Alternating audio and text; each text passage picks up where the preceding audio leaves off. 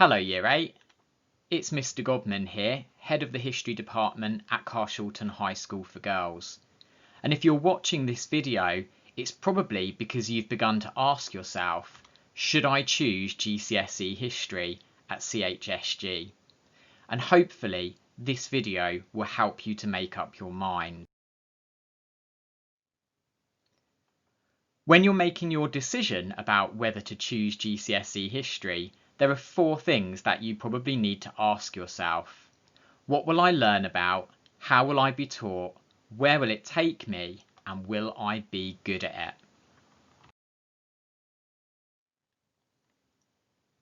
So if you choose GCSE History, you're going to learn about 5 interesting topics which we've chosen because they're particularly exciting and fascinating periods of the past. We start our course by investigating medicine in Britain since the year 1250. We investigate all the deadly diseases which people have suffered since the medieval period, such as Black Death, plague and cholera. We'll look at what people blame these diseases on and how they tried to cure them. We'll also investigate why surgery was so deadly in the past. After that, we study medicine and surgery in a particular place, the British sector of the Western Front during World War I.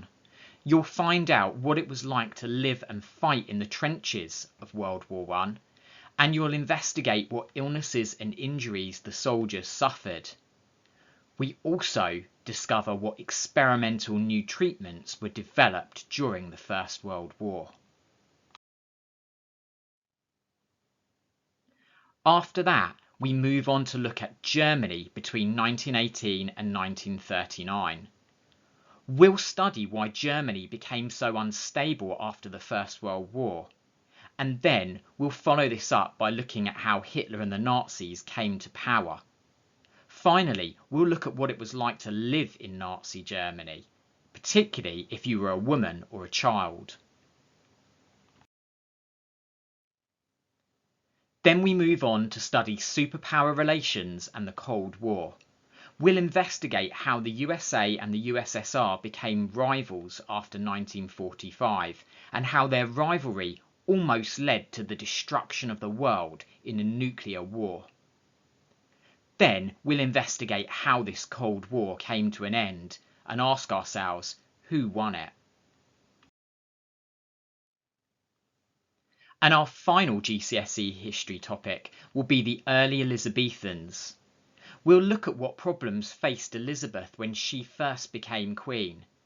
We'll investigate how she survived plots against her and attempts to murder her. We'll find out how she ended up at war with Spain.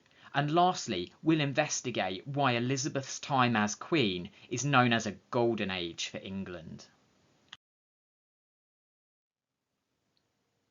If those topics sound interesting to you, then the next question to ask is, how will you be taught? Now, if you choose GCSE History, you'll be taught by one of the full-time members of the History Department, and we're all subject specialists. And no matter which history teacher you get at GCSE, we all take a very similar approach. This is what you can expect in GCSE history lessons. We'll talk to you about the past in a fascinating way so that you understand it. We'll give you recall activities to improve your knowledge and your memory. We'll always try to present you with interesting sources of evidence and help you to analyse them. We'll prepare activities which encourage you to read and think independently.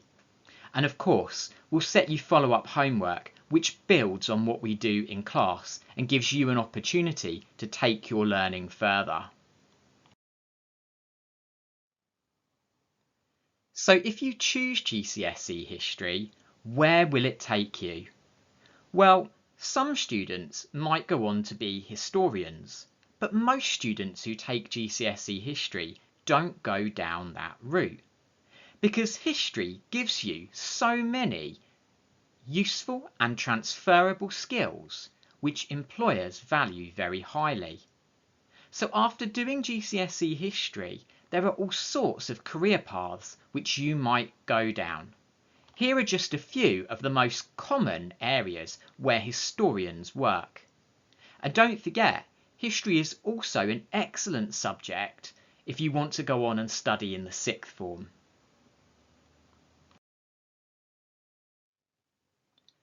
The final question which you might be asking yourself is, will you be any good at GCSE History? Well, anybody can get better at doing history, but to succeed at GCSE History, there are 3 qualities which you really do need. Firstly, you need to be the kind of person who enjoys reading and likes reading independently, because as historians, we do a lot of that. Secondly, you need to be the kind of person who enjoys extended writing, including short essays, because in history, that's how we assess you.